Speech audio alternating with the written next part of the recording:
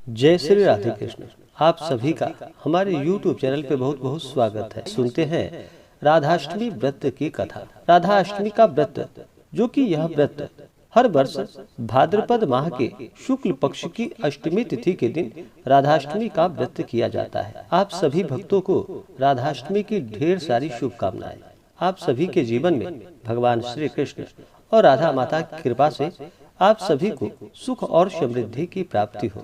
भगवान श्री कृष्ण और माता राधा आप सभी के इच्छाओं को पूर्ण करें। इस दिन राधा रानी के जन्मोत्सव के रूप में इस दिन को मनाया जाता है। श्री कृष्ण जन्माष्टमी के 15 दिनों के बाद अष्टमी को ही राधा जी का जन्म हुआ था। इस दिन राधा जी का विशेष पूजन करने से अनंत गुना पुण्य फलों की प्राप्ति होती है।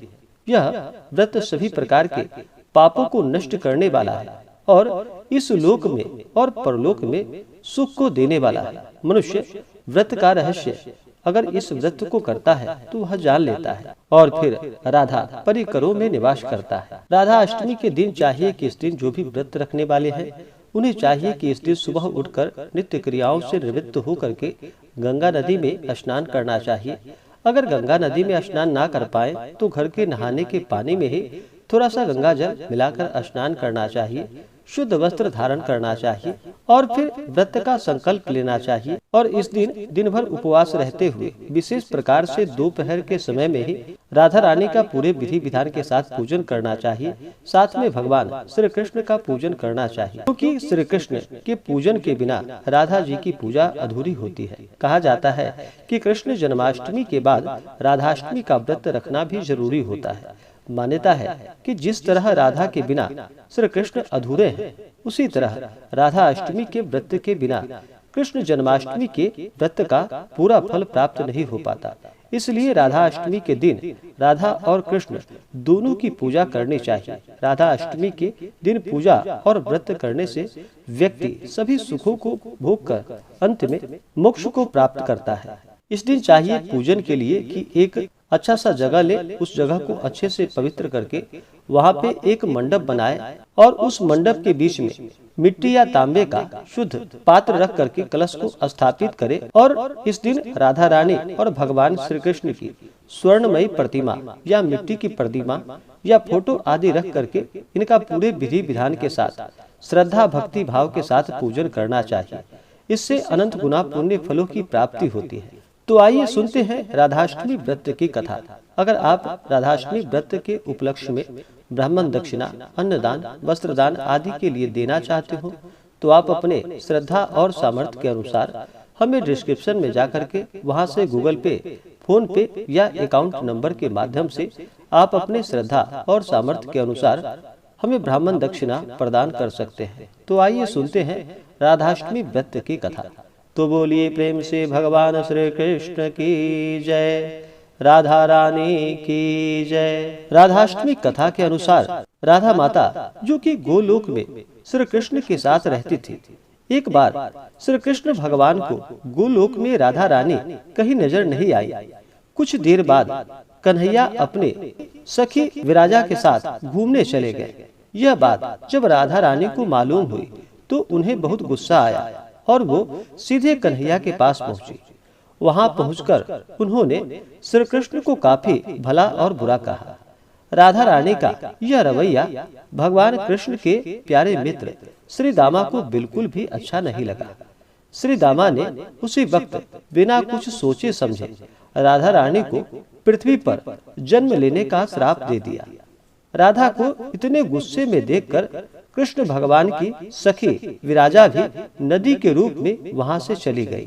राधा ने श्री दामा से श्राप पाने के बाद उन्हें राक्षस कुल में पैदा होने का श्राप दे दिया। राधा जी द्वारा दिए गए श्राप की वजह से ही श्री दामा का जन्म, जो कि शंखचूड़ दानव के रूप में हुआ, आगे चलकर वही दानव भगवान विष्णु का परम भक्त बना। दूसरी तरफ राधा रानी ने पृथ्वी पर वृषभानु के घर पुत्री के रूप में जन्म लिया। राधा रानी का जन्म वृषभानु जी के घर तो हुआ, लेकिन उनकी पत्नी देवी कीर्ति के गर्भ से नहीं।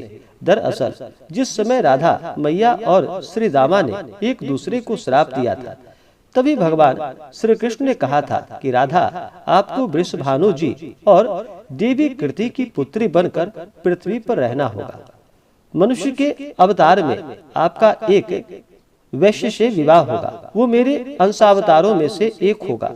इस तरह आप पृथ्वी पर भी मेरी ही बनकर रहेंगे, परंतु हम दोनों को बिछड़ने का दुख सहना होगा। इसके बाद श्री कृष्ण भगवान ने राधा जी को मनुष्य योनि के रूप में जन्म लेने की तैयारी करने के लिए कहा। संसार के सामने वृषभानु जी की पत्नी गर्भवती हुई। जिस तरह एक बच्चा दुनिया में आता है, ठीक वैसे ही देवी कृति का भी प्रसव हुआ था। लेकिन असल में राधा माता का जन्म देवी कृति के गर्भ से नहीं हुआ था। भगवान की माया से उसके गर्भ में वायु भर दी गई थी। देवी कृति ने उसी वायु को जन्म दिया। उस दौरान उन्हें प्रसव पीड़ा हो रही थी। वहां राधा माता के रूप में एक प्यारी सी कन्या ने जन्म लिया। और फिर भाद्रपद मास के शुक्ल पक्ष की अष्टमी के दिन राधा मैया का धरती पर अवतरण हुआ था। तभी से हर साल, हर वर्ष इस दिन को राधाष्टमी के रूप में मनाया जाता है। इस प्रकार से जो भी भक्त सच्ची श्रद्धा के साथ, नियम और निष्ठा के साथ, भक्ति भाव के साथ राधाष्टमी के दिन, इस दिन राधा और कृष्ण का पूजन करते हैं, उनके सभी प्रकार के पाप और ताप नष्ट हो जाते हैं। इस दिन जो भी व्रत करने वाले हैं, उन्हें व्रत के दिन नियमों का पालन करना चाहिए। व्रत वाले दिन किसी के ऊपर क्रोध नहीं करनी चाहिए, क्योंकि इस व्रत में भी और इस कथा में भी क्रोध के ऊपर कहानी बताई गई है। क्रोध के कारण ही एक दूसरे को दोनों ने श्राप दिया था, जिस कारण से एक को राक्षस योनि में जाना पड़ा तो दूसरे को मानव रूप में धरती पर उत्पन्न होना पड़ा था। इस कारण से व्रत के दौरान व्यक्ति को क्रोध नहीं करनी चाहिए। अपने मन में किसी के प्रति ईर्षा या द्वेष का भाव नहीं लाना चाहिए। ब्रह्मचर्य का पालन करते हुए इस दिन रहना चाहिए। तामसिक वस्तुओं का प्रयोग बिल्कुल भी नहीं करनी चाहिए। मांस, मदिरा, लहसुन, प्याज आदि का त्याग करना चाहिए। शुद्ध और सात्विकता का पालन करते हुए, धर्म का आचरण करते हुए, जहाँ तक हो सके दान पुण्यों का कार्य करना चाहिए। इस दिन पूजन में राधा माता का पूर्ण 16 श्रृंगार करके इनका पूरे विधि विधान के साथ पूजन करना चाहिए। जल, पुष्प, अक्षत, धूप, दीप आदि से पूजा करनी चाहिए। फिर दूसरे दिन सुवासिनी स्त्रियों को भोजन कराकर और मूर्ति को दान करने के बाद स्वयं भोजन ग्रहण करना चाहिए। इस प्रकार इस व्रत की समाप्ति करनी चाहिए।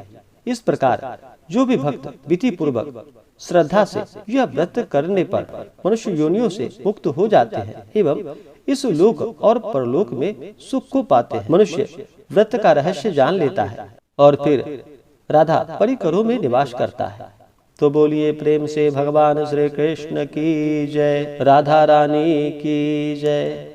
तो आशा करता हूँ कि यह जानकारी आपको अच्छा लगा हो। ऐसे ही ज्ञानवर्धक जानकारियाँ प्राप्त करने के लिए हमारे इस चैनल पे अगर आप नए हैं तो चैनल को लाल बटन दबा करके सब्सक्राइब करें, साथ में बेल आइकन घंटी को दबाएं ताकि मेरे वीडियो का नोटिफिकेशन आपको समय से मिलता रहे। वीडियो को लाइक करें, शेयर करें। सुखी रहे और स्वस्थ रहे। जय श्री राधे कृष्ण। धन्यवाद।